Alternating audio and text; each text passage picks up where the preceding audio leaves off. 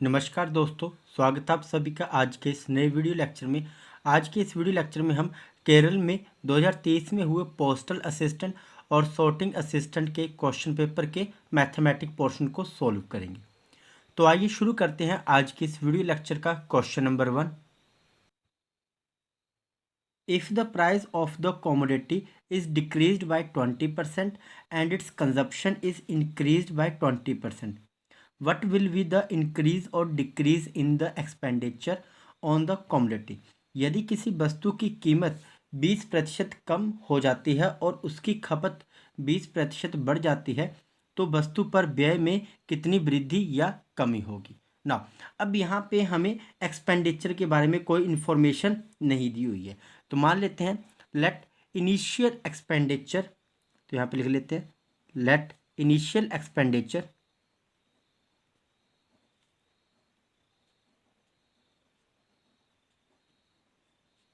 Is equal to 100 rupees. ना अब यहाँ पे क्या बोला हुआ है, if the price of the commodity is decrease by 20%। अब यहाँ पे जो हमारे पास एक्सपेंडिचर है कितना, 100 रुपीज़, और जो कमोडिटी है उसका प्राइस कितना डिक्रीज हो रहा है, 20%। तो यहाँ पे निकाल लेते हैं। Now when price decrease by 20%, now when price decreased by 20%। Now अब करंट प्राइस क्या होगा हमारे पास, वो निकाल लेते हैं। Current price is equal to 100, ये हमने इनिशियल एक्सपेंडिचर माना हुआ 100 माइनस, अब 20% प्राइस डिक्रीज हुआ तो यहाँ पे आ जाएगा माइनस 20% ऑफ इनिशियल एक्सपेंडिचर, जो कितना हमारे पास 100 रुपीज़। तो ना यहाँ से कैंसिल आउट करेंगे, 100 माइनस 20% मीन 20/100 मल्टीप्लाई 100, तो 100 से 100 कैंसिल, तो बचा हमारे पास 100 minus 20 is equal to 80 rupees. तो ये आ गया हमारे पास करंट प्राइस ना। अब नेक्स्ट यहाँ पे बोलो कि अगर प्राइस हमारे पास क्या हो रहा है, कमोडिटी पे डिक्रीज हो रहा है, तो कंजप्शन क्या हो रही है, यहाँ पे इंक्रीज हो रही है, और कंजप्शन कितनी इंक्रीज हो रही है यहाँ पे 20%। नाउ नेक्स्ट लाइन यहाँ पे लिखेंगे, now due to price decrease consumption has been increase, consumption has been increased. तो यहाँ पे हम निकाल लेते हैं करंट एक्सपेंस ऑन कमोडिटी, तो लिख लेते हैं यहाँ पे current expense on commodity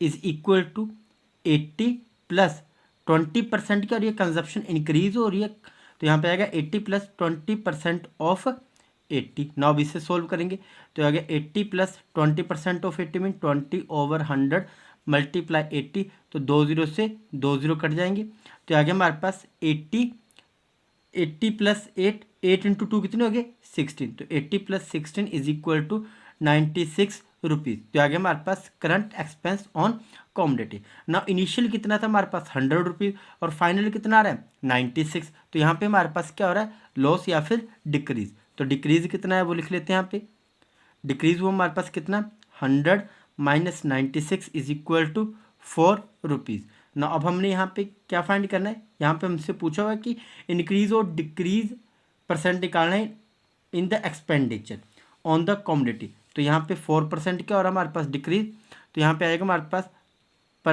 decrease percentage या फिर decrease percentage is equal to कितना डिक्रीज हुआ 4 रुपीज़ ओवर जो हमारे पास इनिशियल एक्सपेंडिचर था वो कितना है 100 रुपीज़ माना हुआ था हमने, मल्टीप्लाई में 100, तो 100 से 100 कैंसिल, तो आ गया हमारे पास 4% डिक्रीज। तो देखते हैं यहाँ पे कौन सा ऑप्शन करेक्ट होता है, option B is correct, 4% decrease.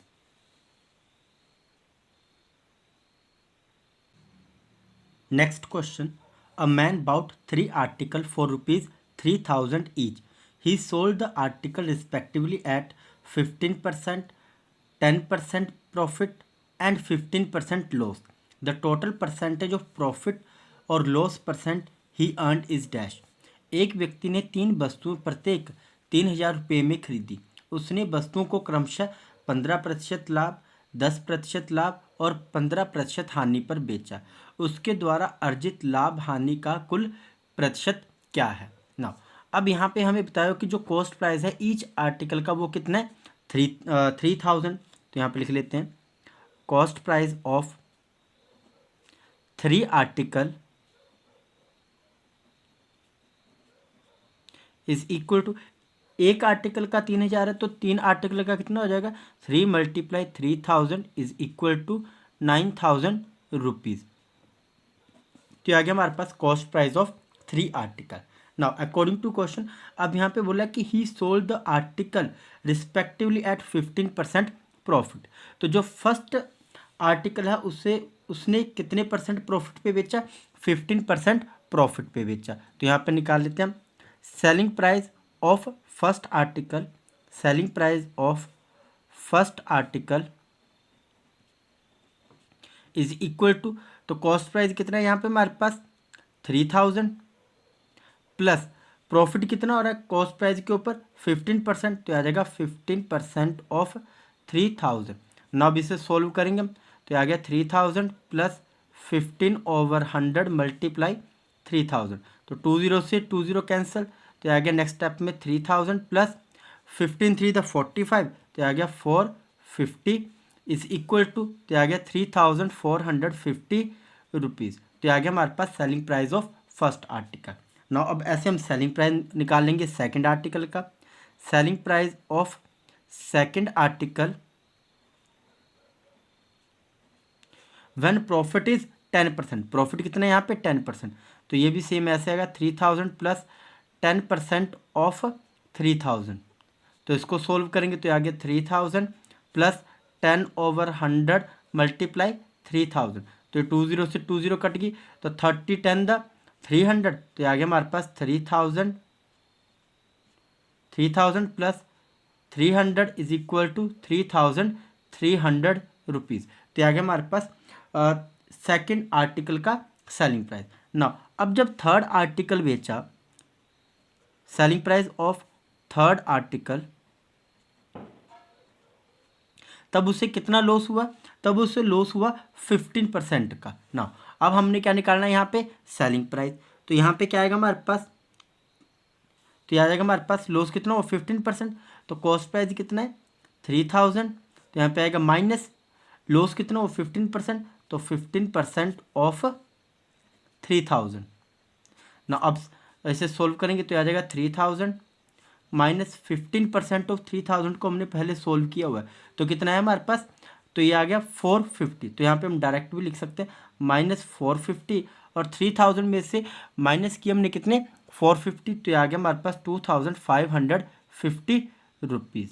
ना अब हम यहाँ पे निकाल लेते हैं टोटल सेलिंग प्राइस।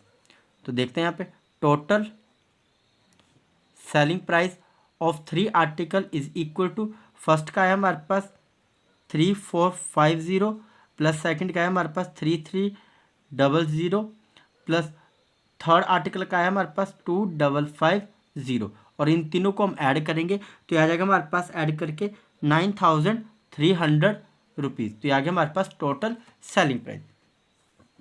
ना यहाँ पे कॉस्ट प्राइस है हमारे पास 9,000 और टोटल सेलिंग प्राइस आ रहा है 9,300। तो यहाँ पे क्या हो रहा है हमारे पास प्रॉफिट, तो प्रॉफिट निकालने का क्या फॉर्मूला होता है, तो यहाँ पे आएगा total selling price minus total cost price. तो आगे हमारे पास 9,300 माइनस 9,000, तो यहाँ पे प्रॉफिट हुआ हमें 300 रुपये का।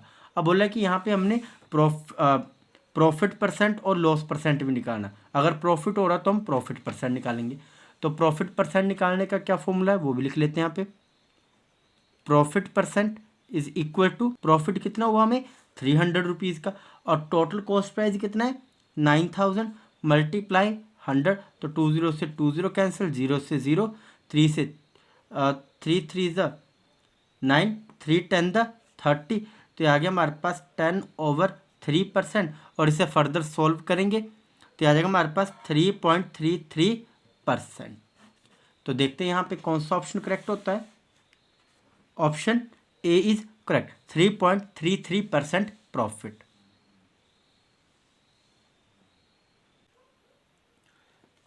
Next question, a person first increases the price of a commodity by 10% and then he announces a discount of 15%. The actual discount on the original price is what? एक व्यक्ति पहले किसी वस्तु की कीमत 10% बढ़ाता है और फिर 15% की छूट की घोषणा करता है। मूल कीमत पर वास्तविक छूट क्या होगी, ये हमने फाइंड करना है। नाउ अब इस क्वेश्चन में हमें प्राइस ऑफ कमोडिटी नहीं बताया हुआ, तो मान लेते हैं let price of commodity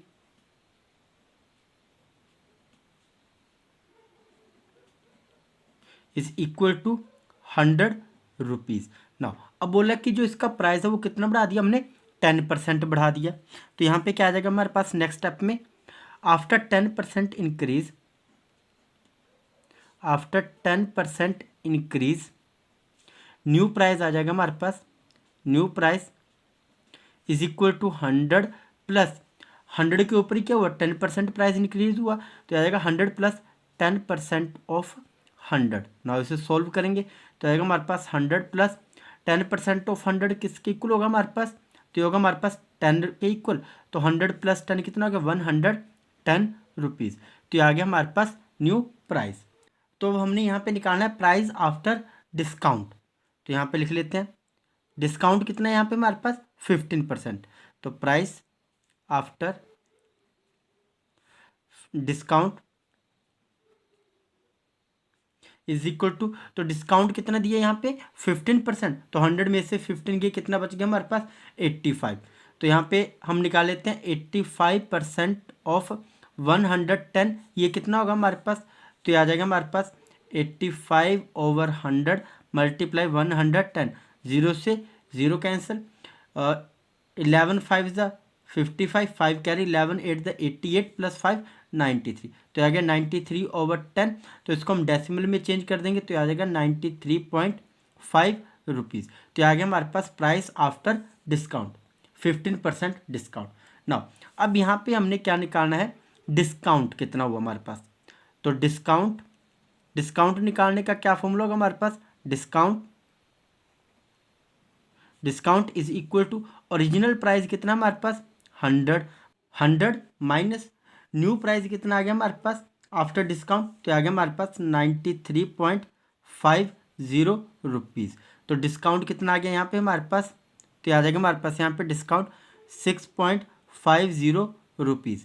now अब हमने यहाँ पे क्या निकाल लेना है, डिस्काउंट परसेंट, तो डिस्काउंट परसेंट निकालने का क्या फॉर्मूला होगा, discount percent is equal to discount कितना है यहाँ पे 6.50 रुपीज़ डिवाइडेड बाय प्राइस क्या है कमोडिटी का, एक्चुअल प्राइस वो हमारे पास 100 मल्टीप्लाई 100, तो 100 से 100 कैंसिल, तो यहाँ पे हमारे पास डिस्काउंट परसेंट आ जाएगा 6.50 या फिर 6.5%। तो देखते हैं यहाँ पे कौन सा ऑप्शन करेक्ट होता है, option B is correct 6.5%।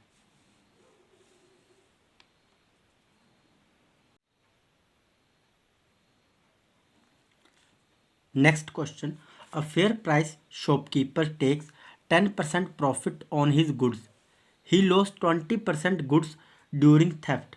His loss percent is what? एक उचित मूल्य दुकानदार अपने सामान पर 10% लाभ लेता है, चोरी के दौरान उसे 20% सामान खो दिया, उसका नुकसान प्रतिशत क्या होगा, ये हमने फाइंड करना है। नाउ अब मान लेते हैं, हमें तो नहीं पता कि शॉपकीपर ने कितना सामान बाय किया या कितना नहीं किया, तो मान लेते हैं लेट buyer has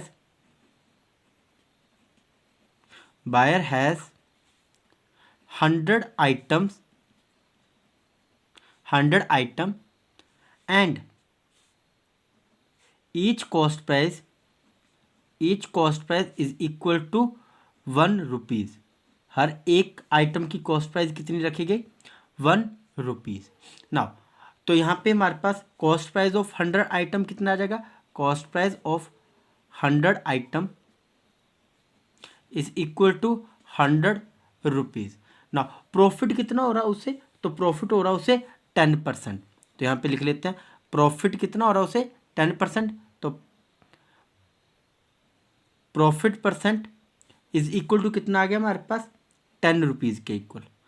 नाउ अब हमने यहाँ पे क्या निकालेना है, selling price of one item. तो फाइंड कर लेते हैं, selling price of one item is equal to, तो आ जाएगा हमारे पास 1 प्लस, तो ये आ गया हमारे पास cost price of one item plus 10% का प्रॉफिट हो रहा है, तो आ गया 10/100। नाउ जीरो से जीरो कैंसिल, तो यहाँ पे डेसिमल में प्लेस करेंगे तो आ जाएगा 0.1, तो आ गया हमारे पास 1 प्लस 0.1, तो आ जाएगा हमारे पास selling price of one item is equal to 1.1 rupees. ये आ गया हमारे पास selling price of one item. Now अब क्या हुआ, चोरी हुई और जो उसका गुड्स है 100% में से क्या हुआ 20% गुड्स क्या हो गया, चोरी हो गया। तो यहाँ पे लिख लेते हैं number of item left after theft is equal to, तो आ जाएगा हमारे पास 100 माइनस 20 इज इक्वल टू 80। तो कितनी आइटम बची, 80। नाउ यहाँ से हम निकाल लेते हैं सेलिंग प्राइस ऑफ 80 आइटम। तो यहाँ पे हमने स्टार्टिंग में फाइंड कर लिया था कि जो कॉस्ट प्राइस है 100 आइटम का वो 100 रुपीज़, तो एक आइटम का कितना था, 1 रुपया, ये हमने माना हुआ था ना। अब selling price of one item कितना आ गया था हमारे पास 1.1 रुपीज़। तो अब यहाँ से जो हमारे पास चोरी होने के बाद जो आइटम बची हुई हैं उनका हम यहाँ से सेलिंग प्राइस निकालेंगे। तो selling price of 80 items is equal to 80 multiply selling price of one item कितना है 1.1, तो ये आ जाएगा हमारे पास 88 रुपीज़। नाउ तो यहाँ पे जो हमारे पास कॉस्ट प्राइस है 100 आइटम का वो 100 है ना, और जो सेलिंग प्राइस आ रहा है वो कितना आ रहा है हमारे पास 88। तो यहाँ पे क्या हो रहा है हमारे पास लॉस, तो लॉस निकालने का फॉर्मूला क्या होता है, कॉस्ट प्राइस जो कि 100 माइनस सेलिंग प्राइस कितना है हमारे पास 88, तो 100 minus 88 is equal to 12 rupees. तो लॉस कितना हो रहा है 12 रुपीज़ का। अब हमने यहाँ पे निकालना है लॉस परसेंट, तो लॉस परसेंट निकालने का क्या फॉर्मूला होता है, loss over cost price multiply 100। तो याद रखें हमारे पास लॉस है 12 रुपये का, कॉस्ट प्राइस कितना हमारे पास 100 मल्टीप्लाई 100 इज इक्वल टू 12%। तो लॉस परसेंट किसके इक्वल आ गया हमारे पास 12 के इक्वल, तो 12% क्या आ गया हमारे पास लॉस। तो देखते हैं यहाँ पे कौन सा ऑप्शन करेक्ट होता है, option D is correct, 12% loss. Next question, what would be the simple interest obtained on an amount of rupees 5760 at the rate of 6% per annum after 3 year? 3 वर्ष के बाद 6% प्रति वर्ष की दर से 5760 रुपये की राशि पर साधारण ब्याज प्राप्त होगा। तो ये हमने फाइंड करना है ना। अब इस क्वेश्चन में जो हमें गिवन डाटा दिया हुआ है उसे हम यहाँ पे लिख लेते हैं। तो यहाँ पे हमें टाइम बताया हुआ है, टाइम कितना यहाँ पे दिया हुआ है 3 ईयर। रेट ऑफ इंटरेस्ट कितना दिया हुआ है, तो रेट ऑफ इंटरेस्ट हमारे पास 6% पर एनम। और प्रिंसिपल हमें यहाँ पे बताया हुआ है, प्रिंसिपल है हमारे पास यहाँ पे 5760 रुपीज़। हमने फाइंड क्या करना है इस क्वेश्चन में, हमने यहाँ पे सिंपल इंटरेस्ट भी फाइंड करना है। तो सबसे पहले हम यहाँ पर सिंपल इंटरेस्ट निकाल लेंगे। तो सिंपल इंटरेस्ट निकालने का क्या फॉर्मूला होता है, तो लिख लेते हैं यहाँ पे simple interest is equal to principal multiply rate multiply time over 100 implies that value put करेंगे। Simple interest is equal to principal हमारे पास 5760 रुपये मल्टीप्लाई रेट हमारे पास 6/100 आ गया, मल्टीप्लाई टाइम कितना दिया हो यहाँ पे 3 ईयर का, तो 0 से 0 कैंसिल हो जाएगी, 6 3 = 18।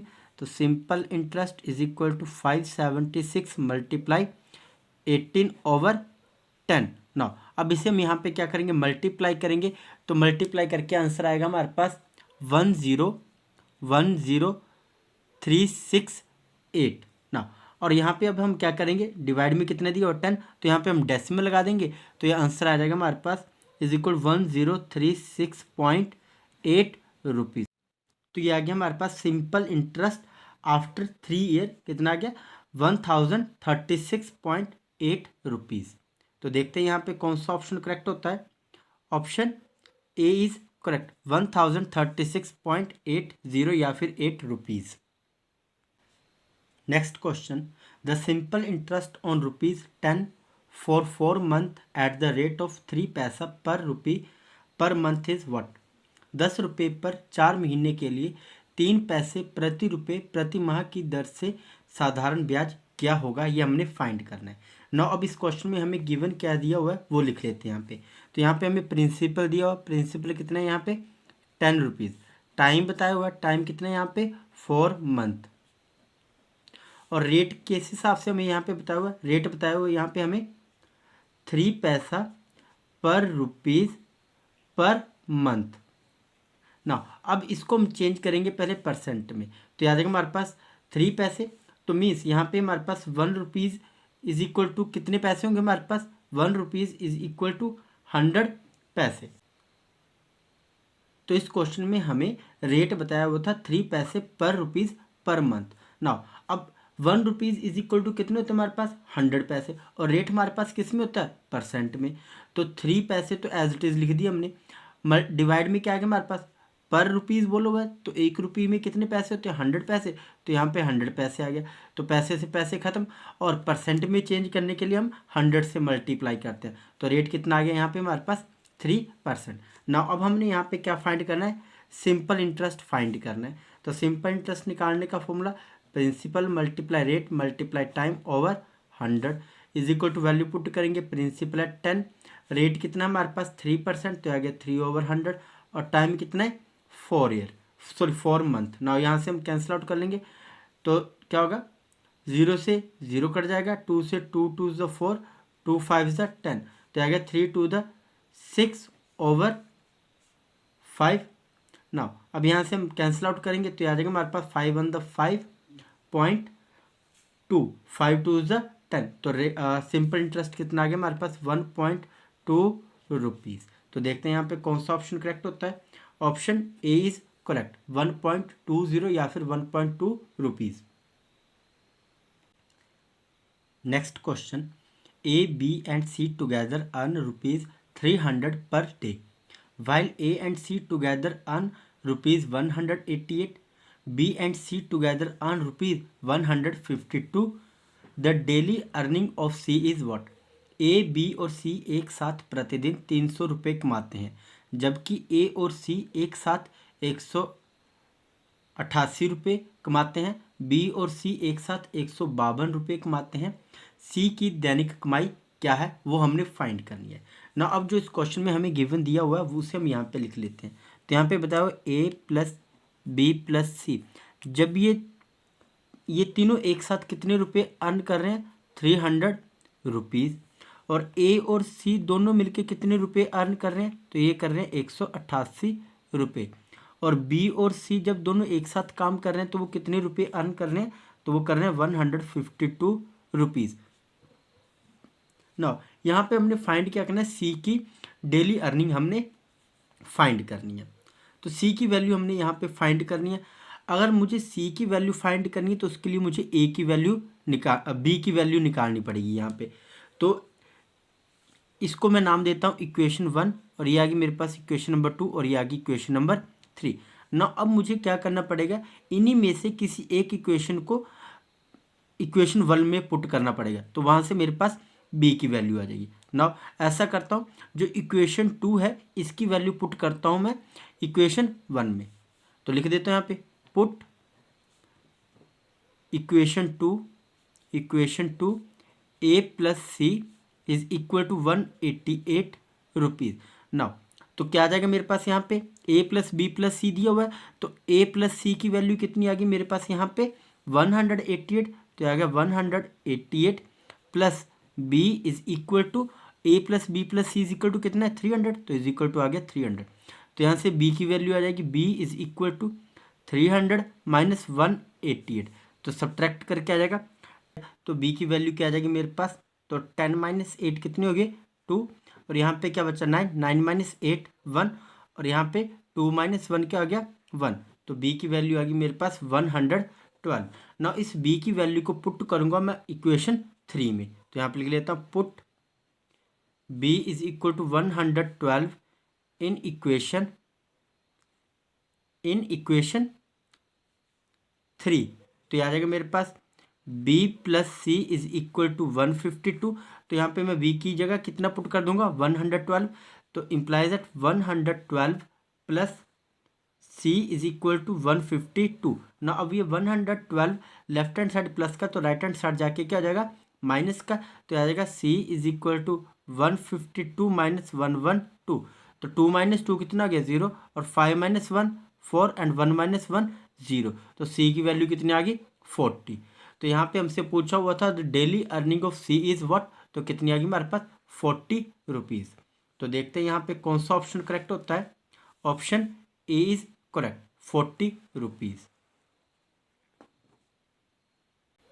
Next question the speed of a bus is 72 kilometre per hour. The distance covered by the bus in 5 second is what. एक बस की गति 72 किलोमीटर प्रति घंटा है और 5 सेकंड में बस द्वारा तय की गई दूरी क्या होगी। अब यहाँ पे हमारे पास जो आंसर दिया हुआ ऑप्शन में वो हमें डिस्टेंस मीटर में दिया हुआ है। तो हम क्या करेंगे जो हमें पहले गिवन डाटा दिया हुआ उसे हम लिख लेते हैं। तो यहाँ पे हमें स्पीड बताई हुई है, स्पीड किस में दी हुई है, स्पीड है यहाँ पे 72 किलोमीटर पर आवर ना। और यहाँ पे टाइम कितना दिया हुआ है, टाइम हमें यहाँ पे दिया हुआ 5 सेकेंड। तो सबसे पहले हम क्या करेंगे जो भी हमारे पास स्पीड है इसको हम चेंज कर लेंगे किसमें मीटर पर सेकंड में, इसके यूनिट को हम चेंज कर देंगे। तो जब भी हमारे पास किलोमीटर पर आवर को चेंज करना हो किसमें मीटर पर सेकंड में तो हम डायरेक्टली मल्टीप्लाई करेंगे हम यहाँ पे 5/18 से। तो यहाँ पे हम सेम रूल फॉलो करेंगे। तो स्पीड इज इक्वल टू तो आ जाएगी 72 मल्टीप्लाई किलोमीटर पर आवर की जगह क्या लिखेंगे 5/18 मीटर पर सेकंड। तो आएगा 5/18 metre per second. Now 18 1 the 18 18 4 the 72 4 5 the 20। तो स्पीड आ गई हमारे पास मीटर पर सेकंड में 20 मीटर पर सेकंड। नाउ अब हमने यहाँ पे क्या फाइंड करना है डिस्टेंस। तो डिस्टेंस निकालने का क्या फॉर्मूला होता है। तो distance is equal to speed multiply time. तो स्पीड कितनी है यहाँ पे हमारे पास 20 मीटर पर सेकंड और टाइम कितना दिया हमें यहाँ पे 5 सेकंड। तो सेकंड से सेकंड कट जाएगा तो डिस्टेंस कितना आ जाएगा हमारे पास 25 द 100। तो डिस्टेंस आ गया हमारे पास 100 मीटर। तो देखते हैं यहाँ पे कौन सा ऑप्शन करेक्ट होता है। Option C is correct 100 metre. Next question. Ramesh bought 15 magazine for ₹30 from one shop and 25 magazine for ₹38 from another shop. What is the average price he paid per magazine? Ramesh ने एक दुकान से 30 रुपये में 15 पत्रिकाएं और दूसरी दुकान से 38 रुपये में 25 पत्रिकाएं खरीदी। उसने प्रति पत्रिका के लिए औसत कीमत कितनी अदा की ये हमने फाइंड करना है ना। अब इस क्वेश्चन में हमें जो गिवन बताया वो क्या बताया कि 15 मैगजीन फॉर ₹30 एक शॉप से खरीदी और 25 मैगजीन 38 रुपये के हिसाब से अलग शॉप से खरीदी। तो यहाँ पे टोटल मैगजीन कितनी हो जाएंगी हमारे पास वो लिख लेते हैं। Total magazine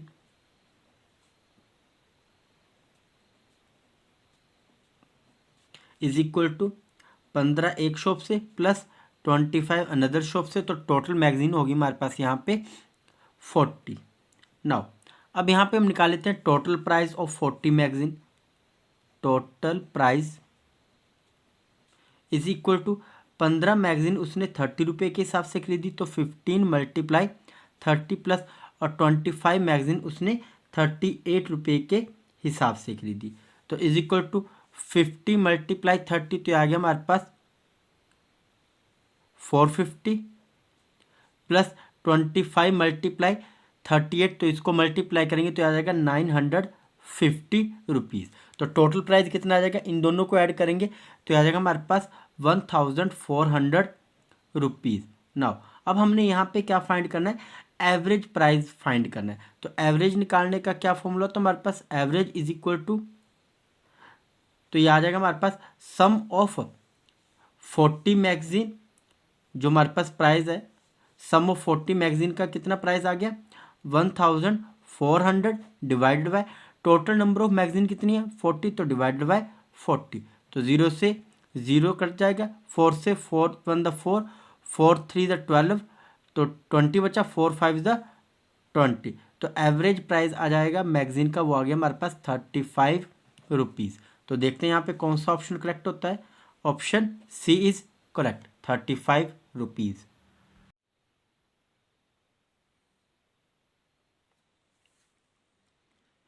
next question, in a class of 50 students 40% are girls, the average weight of the boys is 62 kg and that of the girl is 58 kg.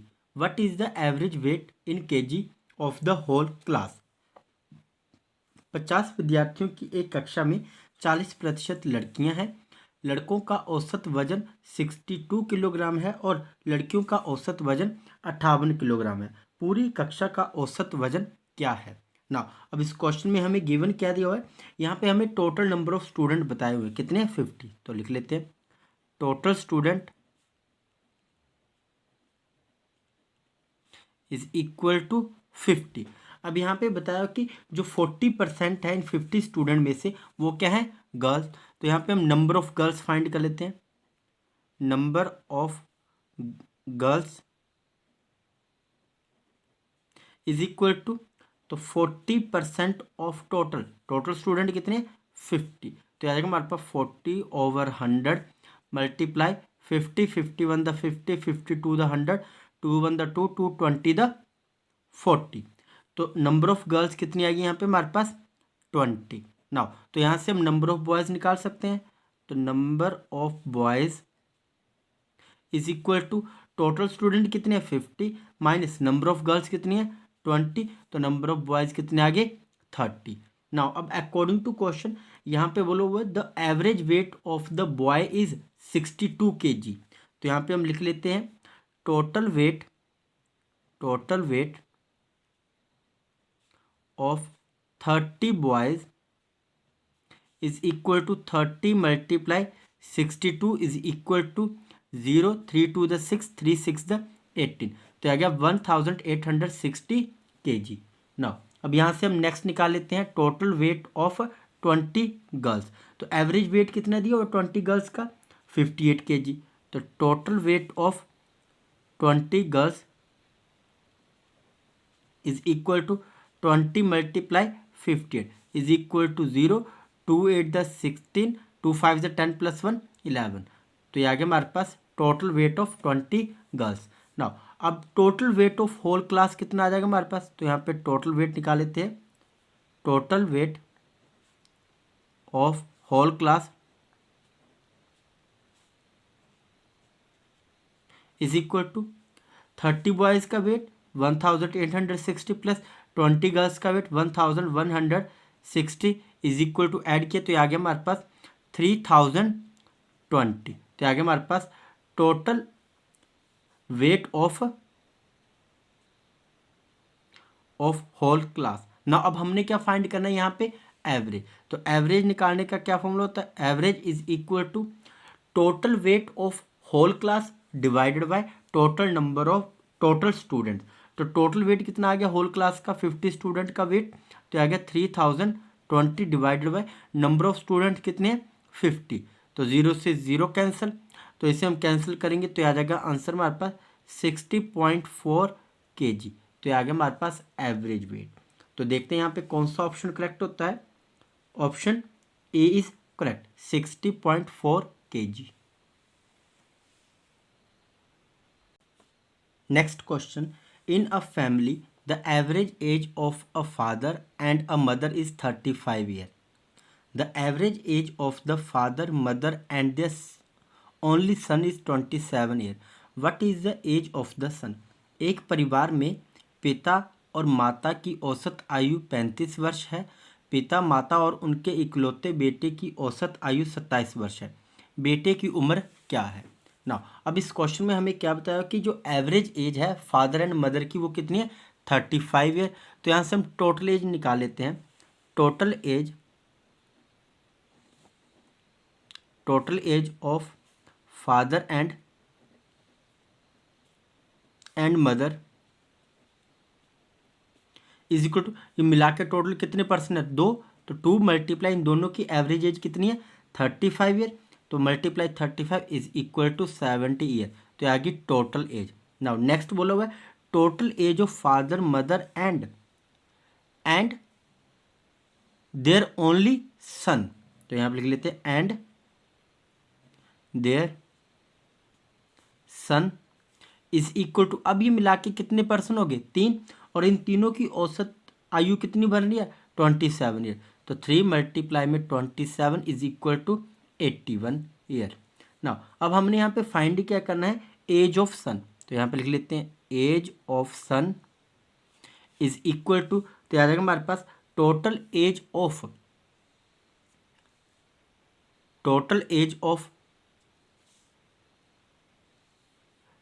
Mother father and their son is equal to कितनी आ गई हमारे पास 81, minus कर देंगे हम age of total age of mother and father, तो वो कितनी है 70, तो 81 माइनस 70 इज इक्वल टू, तो आ गया हमारे पास 1 और 8 माइनस 7 1, तो आ गया 11 ईयर। तो एज ऑफ सन कितनी आ गई 11 ईयर। तो देखते हैं यहाँ पे कौन सा ऑप्शन करेक्ट होता है, option C is correct 11 year. Next question, a person crosses a 600 metre long street in 5 minute, what is his speed in kilometre per hour. एक व्यक्ति 600 मीटर लंबी सड़क को 5 मिनट में पार करता है, उसकी गति किलोमीटर प्रति घंटा में क्या है। ना इस क्वेश्चन में हमें गिवन क्या दिया हुआ है वो लिख लेते हैं। डिस्टेंस हमें बताया हुआ कितना है 600 मीटर, टाइम कितना बताया हुआ यहाँ पे 5 मिनट ना, और क्या बताया हुआ हमें यहाँ पे कुछ नहीं बताया हुआ। हमने यहाँ पे निकालना क्या, यहाँ पे स्पीड हमने फाइंड करनी है, तो स्पीड हमने यहाँ पे फाइंड करनी है। अब सबसे पहले हम क्या करेंगे, इस क्वेश्चन का जो आंसर है वो मीटर पर सेकंड में चेंज कर लेंगे। अब डिस्टेंस तो हमारे पास ऑलरेडी मीटर में दिया हो, बट टाइम यहाँ पे हमें मिनट में दिया हो, तो टाइम को हम चेंज कर लेंगे सेकंड में। तो 5 मल्टीप्लाई 1 मिनट में कितने सेकंड होते हैं 60, तो 5 multiply 60 second is equal to 300 second ना। अब यहाँ से हम स्पीड निकाल लेंगे। स्पीड निकालने का क्या फॉर्मूला होता है, डिस्टेंस ओवर टाइम। डिस्टेंस हमारे पास 600 मीटर और टाइम कितना आ गया हमारे पास 300 सेकंड ना। 0 से 2 0 कट जाएंगे, 3 1 3 3 2 6, तो स्पीड आ गई हमारे पास 2 मीटर पर सेकंड। नाउ अब हमने क्या करना है, इसके यूनिट को चेंज करना है। तो यूनिट को किस में चेंज करना, अब हमने किलोमीटर पर आवर में, तो आ जाएगा 2 मल्टीप्लाई, अब मीटर पर सेकंड को किस में चेंज करना हमने किलोमीटर पर आवर में, तो हम क्या करेंगे यहाँ पे मल्टीप्लाई करेंगे किससे 18/5 किलोमीटर पर आवर से, तो यहाँ पे आ जाएगा 18/5 किलोमीटर पर आवर ना। 18 to the 36/5 kilometre per hour ना। अब इसको फर्दर कैंसिल आउट कर लेता हूँ, तो आ जाएगा 5 1 5 5 7 35 0.5 2 10, तो हमारे पास स्पीड कितनी आ गई किलोमीटर पर आवर में 7.2 किलोमीटर पर आवर। तो देखते हैं यहाँ पे कौन सा ऑप्शन करेक्ट होता है, option B is correct 7.2 kilometre per hour. Next question, a man and a boy received ₹800 as wages for 5 days for the work they did together. The man's efficiency in the work was thrice time that of the boy. What are the daily wages of the boy?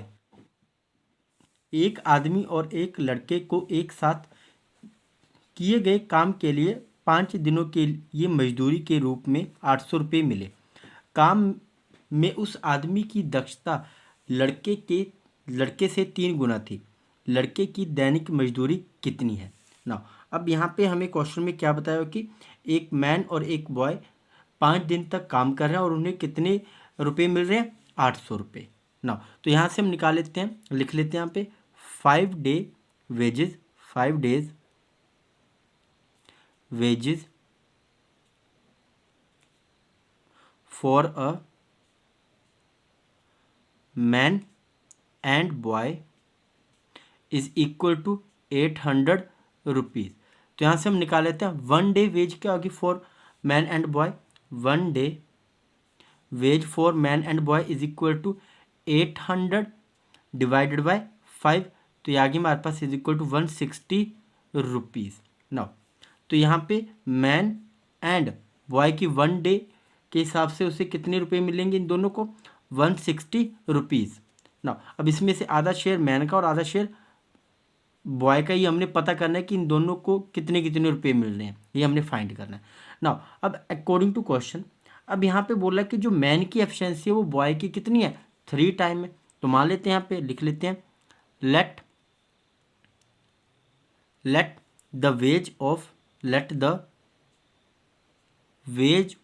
The boy per day is equal to x rupees. Now तो man की क्या हो जाएगी, the wage of the man per day is equal to, तो ये boy की कितनी हो रही है, 3 गुनी, तो ये आ गया थ्राइस ऑफ एक्स।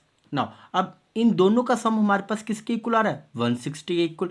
तो यहाँ पे मैन की वेज कितनी आ रही है, 3x प्लस बॉय की कितनी आ रही है, x is equal to 160। Implies that 3x plus x कितने हो गए, 4x इज इक्वल टू 160, और x की वैल्यू हमने यहाँ से निकाल लेनी है। तो x को ये रहने देंगे, 4 को उधर जाके डिवाइड कर देंगे, तो 160/4, तो आ गया हमारे पास 40 रुपीज़। तो बॉय की वेज कितनी होगी, 40 rupees.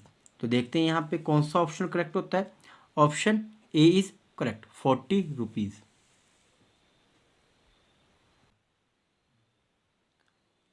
Next question, 32% of 825 plus 25% of 1440 is equal to 1025 minus x. तो इस क्वेश्चन में हमने क्या करना है, एक्स की वैल्यू फाइंड करनी है। तो हमें पता है परसेंट का मतलब क्या होता है, 1/100, और ऑफ का मतलब क्या होता है, यहाँ पे मल्टीप्लाई करना। तो इसको मैं सिंप्लीफाई करके लिख लेता हूँ, 32/100 multiply 825 plus 25/100 multiply 1440 is equal to 1025 minus x. Now अब नेक्स्ट स्टेप में इसको कैंसिल आउट करेंगे, तो इस पोर्शन को कैंसिल आउट करके हमारे पास आंसर बचेगा 264, प्लस इसको कैंसिल आउट करेंगे 25 1 द 25, 25 4 द 100, 4 से कट जाएगा, 4 3 द 12, 4 6 द 24, 0। तो प्लस में कितना आ गया, 360 is equal to 1025 minus x. अब इन दोनों को ऐड करेंगे, तो ऐड करके आ जाएगा हमारे पास, तो ऐड कर लिया, तो ये आ गया 4, 6 प्लस 6 कितने होते, 12, 1 कैरी, 3 प्लस 2 5, 5 प्लस 1 6, तो is equal to 1025 minus x.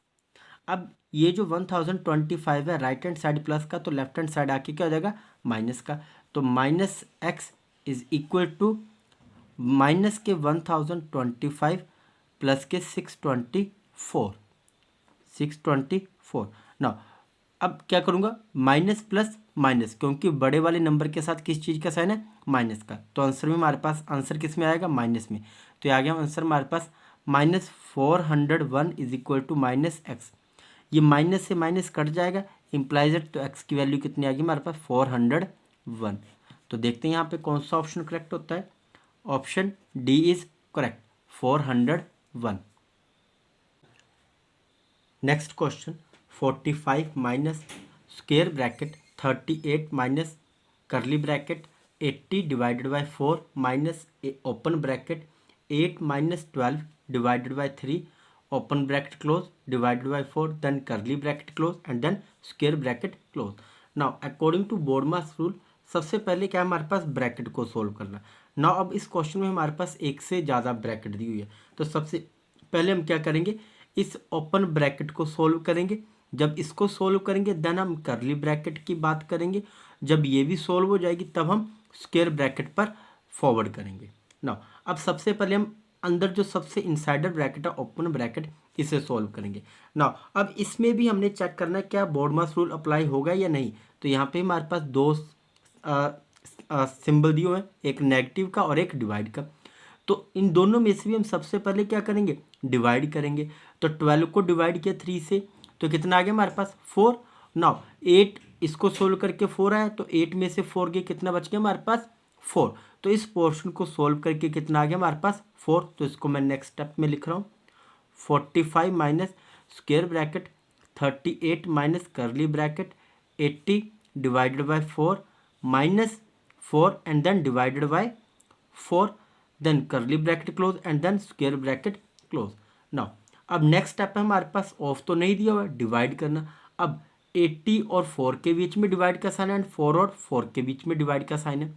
तो नाउ 80 को 4 से डिवाइड किया तो यहाँ पे कितना आ गया हमारे पास 20, और यहाँ पे 4 को 4 से डिवाइड किया तो कितना आ गया 1।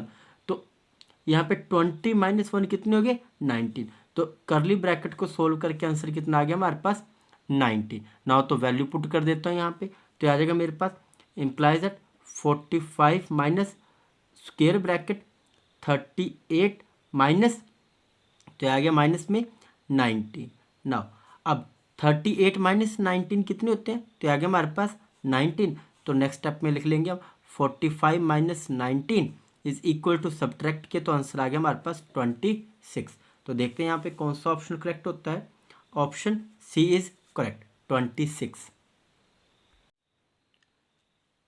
Next question 0.296 plus 2.96 plus 29.6 plus 296 is equal to question mark. हमने इन सभी को क्या करना है ऐड करना है। अब देखते हैं, तो सबसे पहले हम क्या करेंगे, इसको अपने हिसाब से लिखेंगे अरेंज करके। सबसे पहले हम कंप्लीट नंबर लिखेंगे जिसमें कोई डेसिमल नहीं लगा हुआ है। तो यहाँ पे आ गया हमारे पास 296। अच्छा, अगर यहाँ पे डेसिमल नहीं लगा तो डेसिमल होगा कहाँ पे, तो जब भी कंप्लीट नंबर होता है तो डेसिमल हमेशा उसके आगे लगता है। तो यहाँ पे आ गया हमारे पास डेसिमल, तो यहाँ पे हम जितनी जीरो लगाना चाहे तो लगा सकते हैं। तो 1 2 3 जीरो लगा दें। नाउ नेक्स्ट क्या ऐड करना हमने, तो नेक्स्ट हम ऐड कर लेंगे यहाँ पे 29.6। तो आएगा 29, डेसिमल के नीचे डेसिमल और आगे 6। फिर नेक्स्ट है 2.96, तो 2 डेसिमल के नीचे डेसिमल आना चाहिए 9 6। फिर ऐड क्या करना हमने 0.296। नाउ अब इन सभी को हम ऐड कर लेंगे।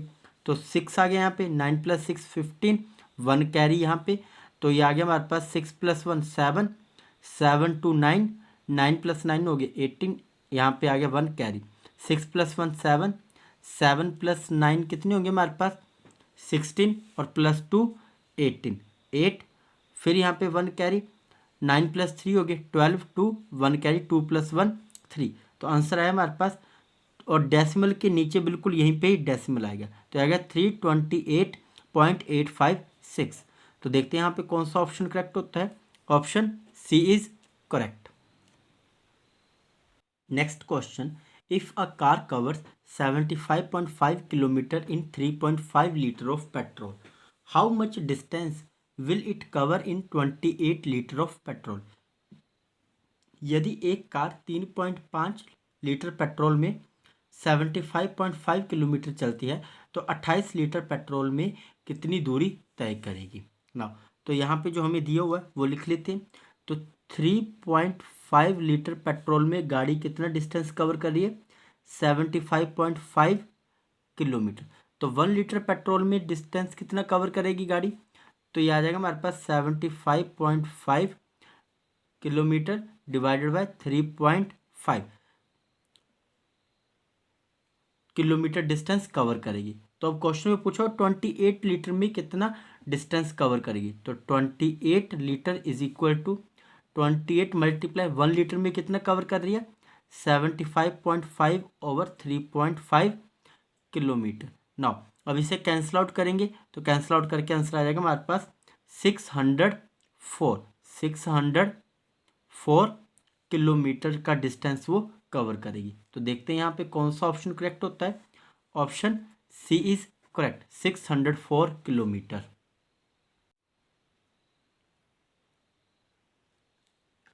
Next question, an auto rickshaw meter show charges of ₹25 for the first 2 kilometre of journey and ₹8 for every subsequent kilometre travel. Kumar pays ₹249 as fare to travel from his house to his workplace. How far is workplace from his home? एक auto rickshaw metre यात्रा के पहले 2 kilometre के लिए 25 रुपये और उसके बाद की यात्रा के लिए 8 रुपये दिखाता है। कुमार अपने घर से कार्यस्थल तक यात्रा करने के लिए 249 रुपये का किराया चुकाते हैं। उसके घर से कार्यस्थल कितनी दूर है। नाउ अब जो यहाँ पे हमें गिवन बताया हुआ है उसे हम यहाँ पे लिख लेते हैं। सबसे पहले क्या बताया हुआ है, charges for first 2 kilometre, charges for first 2 kilometre is equal to कितना है, 25 रुपीज़। तो उसने एंड में टोटल कितने रुपीज़ दिए, 249 रुपीज़ दिए। तो यहाँ से हम रिमेनिंग चार्जेस निकाल लेते हैं। Remaining charges is equal to, remaining charges कैसे निकालेंगे, टोटल में से हम क्या करेंगे, 249 में से हम 25 रुपीज़ सब्ट्रैक्ट कर देंगे, जो फेयर किसके लिए, फर्स्ट 2 किलोमीटर के लिए। तो यहाँ पे सब्ट्रैक्ट किया तो आगे हमारे पास 224 रुपीज़। नाउ अब हम 224 रुपीज़ में निकाल सकते हैं कि उसने कितना डिस्टेंस कवर्ड किया। तो लिख लेते हैं यहाँ पे, distance covered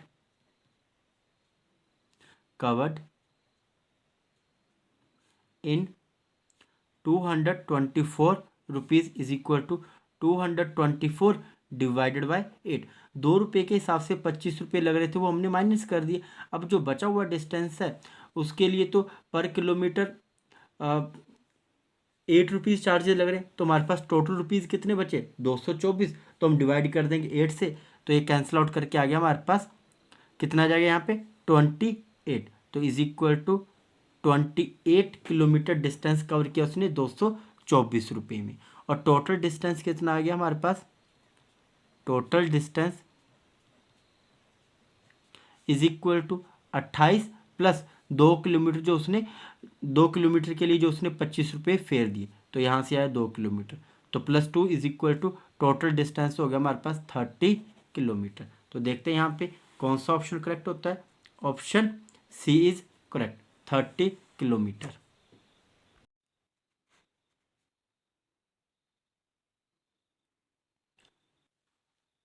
next question, a truck needs 54 liter of diesel for covering a distance of 297 kilometers.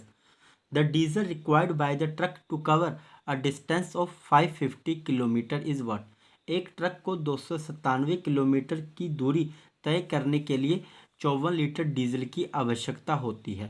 Truck को 550 किलोमीटर की दूरी तय करने के लिए डीजल की आवश्यकता होगी, वो हमने फाइंड करना है। तो यहाँ पे हमें जो गिवन दिया हुआ वो लिख लेते हैं यहाँ पे।